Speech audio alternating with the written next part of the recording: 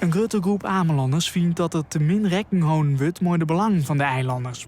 Nou kunnen ze bij gelijk zien drukke perioden vaak net met de auto op de boord te lanen, omdat het in die weken dan al 4 in het voor volboekt is. Nou ja, wat nou vaak is natuurlijk dat we net mij kennen. Daar moeten we realistisch zijn, dus eigen schuld, want we worden steeds drukker met toerisme. Dat wel vervelend is, en ik denk vooral in noodgevallen en dergelijke, dat er wel een jongen worden met van wat is er dan nog mogelijk. Want we hebben natuurlijk schijnende verhalen dat mensen in het ziekenhuis liggen en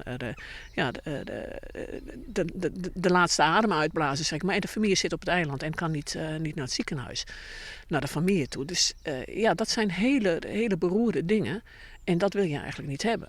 De eilanders willen dus onder oren meer verste auto plakken. Maar ook dat er letter op de joen nog boten varen. En net alleen nog voor haar en zelfs. Als je dus in een toeristische sector bent en de mensen komen voor een dagje naar een eiland.